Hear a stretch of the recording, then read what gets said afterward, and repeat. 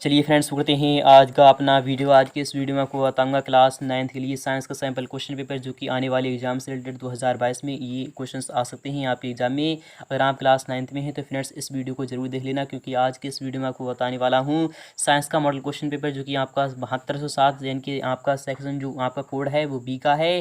तो इसलिए इस क्वेश्चन पेपर को जरूर देख लेना। ये क्वेश्चन पेपर आपका हिंदी एंड इंग्लिश वर्सन में, यानी कि ये दोनों ही मीडियम में क्वेश्चन पेपर रखा गया है। इस क्वेश्चन पेपर को हिंदी मीडियम वाले भी छात्र दे सकते हैं और इंग्लिश मीडियम वाले भी छात्र दे सकते हैं। तो फिलहाल के शुरू कर रहे हैं आज का अपना वीडियो। तो इस क्वेश्चन पेपर में आपके टोटल नंबर ऑफ क्वेश्चन, यानी कि इस क्वेश्चन पेपर में आपके 22 क्वेश्चन होंगे, जिसमें कि टाइम 3 घंटे का आपको दिया जाएगा। Total number of print page, यानी कि यह क्वेश्चन पेपर आपका 8 पेज में है, जिसमें कि मैक्सिमम मार्क यानी कि 80 मार्क्स का आपका यह क्वेश्चन पेपर रखा गया है। तो शुरू करते हैं फिलहाल के आज का अपना वीडियो। तो फ्रेंड्स, क्वेश्चन पेपर देखने से पहले कुछ निर्देश आपके सामने आ चुके हैं। निर्देश भी पढ़ना जरूरी होता है। जब आप निर्देश को पढ़ते हो तभी आपको समझ में आता है कि कौन सा क्वेश्चन क्या कहना चाहता है। तो पहला निर्देश है, सभी प्रश्न अनिवार्य हैं और क्वेश्चन आर कंपलसरी। जितने भी क्वेश्चन आपको दिए जाएंगे आपको सभी को जवाब देना होगा। सेकंड वाला है, प्रश्न क्रमांक 1 से लेकर 4 तक आपको वस्तुनिष्ठ प्रश्न दिए जाएंगे, जिसमें कि प्रत्येक प्रश्न के लिए आपको 5 अंक मिलेगा, यानी कि 5 अंक निर्धारित हैं। कुल अंक आपको 20 अंक मिल जाएंगे। अगर आपने क्वेश्चन नंबर यानी 1 से लेकर 4 तक जवाब दे दिया तो आपको 20 अंक मिल जाएंगे। तो इसी तरीके से आप सभी को पढ़ सकते हैं। फिलहाल कि मैं आपका आज का वीडियो शुरू कर रहा हूं। तो पहला क्वेश्चन आ चुका है आप सामने है। ये सभी आपके यानी कि पहले क्वेश्चन में आपके जितने भी क्वेश्चन होंगे वो सभी आपके मल्टीपल चॉइस क्वेश्चन हैं, यानी कि MCQs हैं। तो सही विकल्प चुनकर लिखिए, यानी कि आपको सही विकल्प चुनकर लिखना होगा। तो पहले क्वेश्चन का पहला वाला क्वेश्चन है कि तापमान का SI मात्रक क्या होता है। तो यानी कि SI जो मात्रक होता है, यानी इंटरनेशनल जो सिस्टम होता है, यानी कि SI यूनिट जो होता है वह क्या होता है। तो तापमान का SI यूनिट आपको पता होगा केल्विन होता है। केल्विन के यानी कि केल्विन में हम नापते हैं SI यानी कि तापमान को, इसलिए आपका ऑप्शन नंबर यहाँ पर सी वाला सही हो जाएगा। सेकंड वाला क्वेश्चन है कि पौधों में जल एवं खनिज लवणों का संवहन होता है। तो पौधों में जल एवं खनिज लवणों का जो संवहन होता है वह किसके द्वारा होता है। जाइलम द्वारा होता है, फ्लोएम द्वारा होता है, फिर मृदुतक यानी द्वारा होता है, फिर इनमें से सभी के द्वारा होता है। जल एवं खनिज लवणों का यानी कि जो संवहन होता है वह किसके द्वारा होता है, वह जाइलम के द्वारा होता है, यानी कि ऑप्शन नंबर आपका ए वाला यहाँ पर सही हो जाएगा। जो जल का यानी कि निष्कासन करता है तो वह जाइलम करता है, और खनिज लवणों का जो यानी कि निष्कासन करता है वह फ्लोएम करता है। तो इसलिए आपका ऑप्शन नंबर यहाँ पर डी वाला सही होना चाहिए, क्योंकि इन तीनों से ही हो रहा है। क्वेश्चन में थर्ड वाला क्या कह रहा है कि कार्य करने की क्षमता को क्या कहते हैं। तो कार्य करने की क्षमता को क्या कहा जाता है, तो ऊर्जा कहा जाता है, यानी कि ऑप्शन नंबर सी वाला यहाँ पर सही हो जाएगा। क्वेश्चन फोर्थ भी काफी महत्वपूर्ण है, ये भी आता है कि यहाँ पर कह रहा है निम्नलिखित में से कौन सा संक्रामक यानी संक्रामक रोग नहीं है। तो आपको वही रोग बताना है जो कि संक्रामक नहीं है। क्या जुकाम संक्रामक रोग नहीं है। तो नहीं, जुकाम एक संक्रामक रोग में आता है, क्योंकि इसके भी जो कीटाणु होते हैं यानी कि जो इसके जीवाणु होते हैं वह संपर्क में आते ही दूसरे भी व्यक्ति को जुकाम हो जाता है। और एड्स भी एक संक्रामक रोग में ही आता है, क्योंकि एड्स अगर एक व्यक्ति को है, अगर यानी कि उसका अगर रक्त अगर आपके रक्त से मैच कर गया, या फिर आपके लग गया, या फिर आपके जरा सा भी अगर आपके लग गया रक्त उसका, यानी कि ब्लड जो लग गया, तो आपको भी एड्स हो सकता है। इसलिए संक्रामक रोग में आता है एड्स भी। इसकी फुल फॉर्म की अगर बात करें तो एक्यूट इम्यूनोडेफिशिएंसी सिंड्रोम होती है। और डेंगू बुखार क्या है, तो डेंगू बुखार कैसा रोग है, तो डेंगू बुखार भी एक संक्रामक रोग में आता है, क्योंकि ये भी मादा एनाफिलीज के कारण फैलता है, इसलिए ये भी एक संक्रामक रोग में ही आता है। बट कैंसर एक ऐसा रोग है जो कि संक्रमण के कारण नहीं फैलता है, यानी कि संक्रामक यानी कि कैंसर एक ऐसी बीमारी है जो कि संक्रमण से नहीं फैलती है। बट अगर एक व्यक्ति में है तो दूसरे व्यक्ति में उसके संक्रमण के कारण नहीं फैलती है, वह अचानक से ही हो सकती है। इसलिए आपका ऑप्शन यहाँ पर डी वाला सही हो जाएगा। क्वेश्चन 50 भी काफ़ी महत्वपूर्ण है। यहाँ पर कह रहा है कि पृथ्वी के धरातल का कितना भाग जल से ढका हुआ है। तो आपको सभी को पता होगा कि पृथ्वी का जो धरातल का जो भाग है वह 3/4 है, यानी कि 3/4 है, अर्थात 3 भाग क्या 3 भाग क्या है, तो 3 भाग में जल ही जल है और 1 भाग में हम रह रहे हैं, यानी कि जो धरती है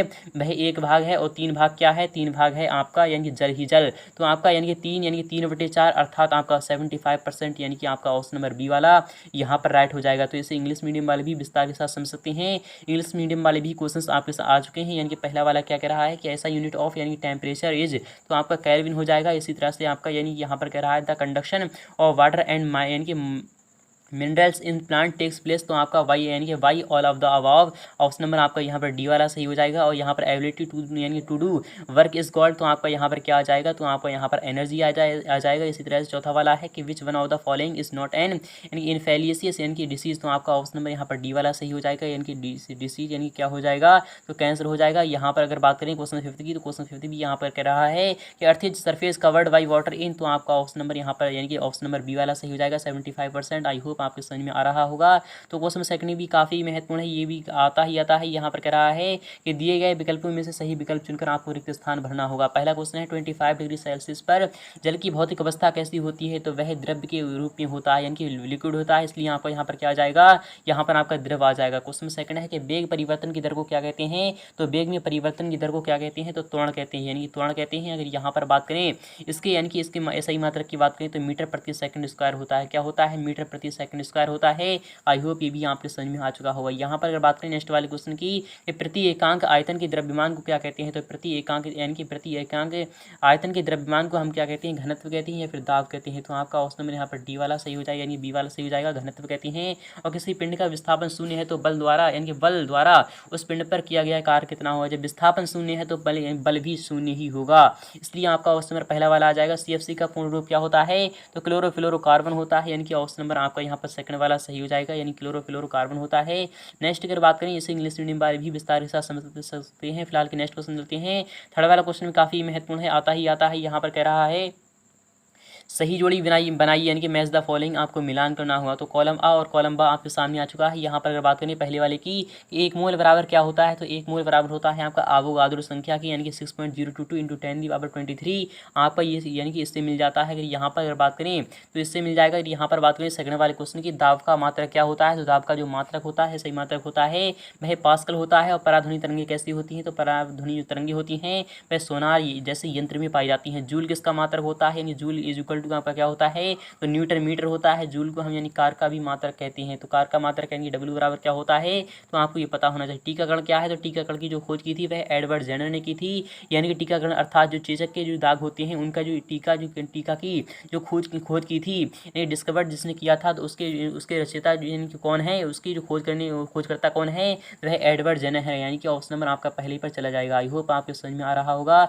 इसे भी इंग्लिश मीडियम वाले भी विस्तार के साथ समझ सकते हैं। फिलहाल के नेक्स्ट क्वेश्चन काफी महत्वपूर्ण है। यहाँ पर कह रहा है चौथा वाला क्वेश्चन है, एक वाक्य में आपको उत्तर देना होगा, यानी कि एक लाइन में आपको आंसर देना होगा। पहला क्वेश्चन है कि IUPAC का पूर्ण रूप क्या है, यानी कि फुल फॉर्म ऑफ, आपको IUPAC की फुल फॉर्म बताना होगा।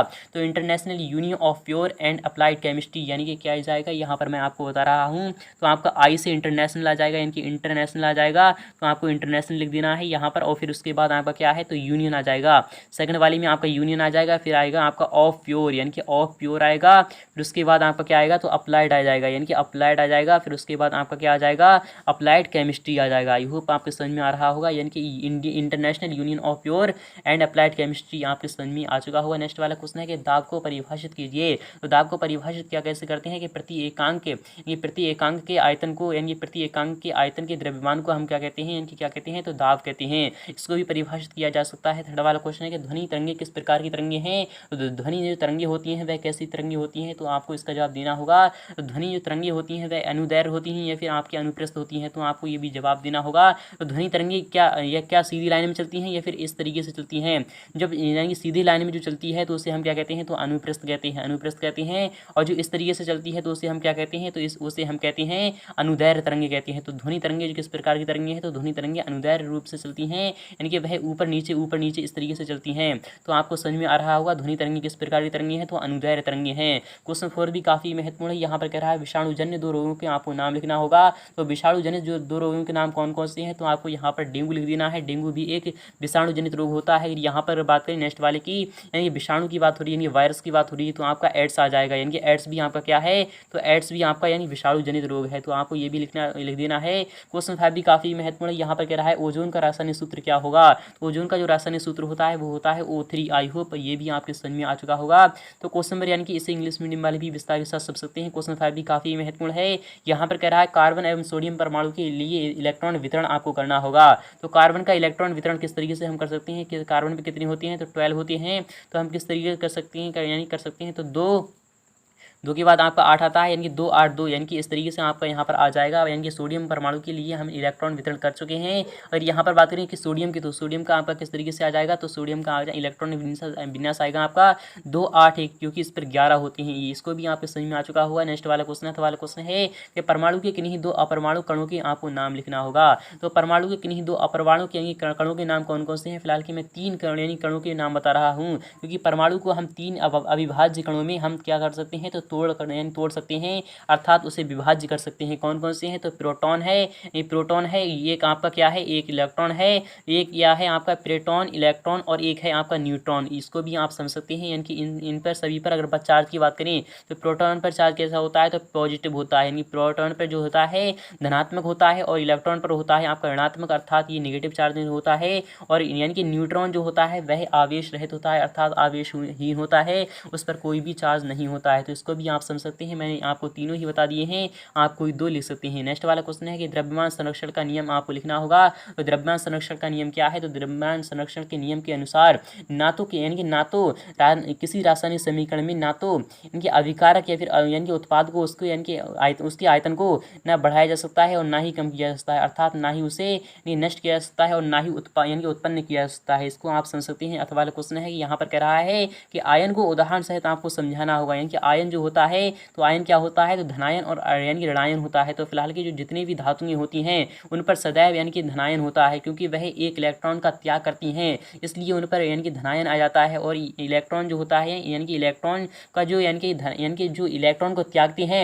उसे हम यानी कि धनायन कह देते हैं, और जो इलेक्ट्रॉन को ग्रहण करते हैं जैसे कि कैल्शियम यानी कि क्या हो गया, जैसे क्लोरीन हो गया, जो ग्रहण करते हैं उन्हें हम ऋणायन कहते हैं। तो आई होप ये आपके समझ में आ रहा होगा कि धनायन किसे कहते हैं और ऋणायन किसे कहते हैं। अगर आप चाहते हैं इसका सॉल्यूशन तो मैं आपको इसका सॉल्यूशन नोट्स के साथ दे दूंगा। नेक्स्ट वाला क्वेश्चन भी काफी महत्वपूर्ण है। क्वेश्चन 7 क्या कह रहा है कि रक्त के दो कार्य कौन कौन से हैं? तो रक्त के दो कार्य कौन कौन से होते हैं आपको ये बताना होगा। ये भी काफी महत्वपूर्ण है। जब यानी कि रक्त पंप करता है, अर्थात हृदय में जो कार्य करता है रक्त, यानी कि हृदय में आप समझ सकते हो कि हृदय में किस तरीके से कार्य करता है, तो उसको ही आपको क्रिया उसकी लिख देना है। यानी कि दो कार्य आपको कोई भी लिख देना है, आपका आंसर हो जाएगा। ये भी क्वेश्चन आपका 2 अंक का हो जाएगा और मिनिमम आपको 30 शब्दों में इसका आंसर देना होगा। अथवा क्वेश्चन है न्यूरॉन तंत्र का आपको नामांकित चित्र बनाना होगा। तो नामांकित चित्र मैं आपको बता रहा हूँ, इस तरीके से आपका न्यूरॉन तंत्र का ये चित्र बनता है, यानी कि इस तरीके से स्टार की तरह बनता है, और यहाँ पर आपका तंत्रिकाक्ष होता है, और यहाँ पर ये होता है, ये आप अच्छी तरीके से यहाँ पर केंद्रक होता है, अर्थात सेंटर होता है। इस तरीके से आप इसका भी नामांतर कर सकते हैं।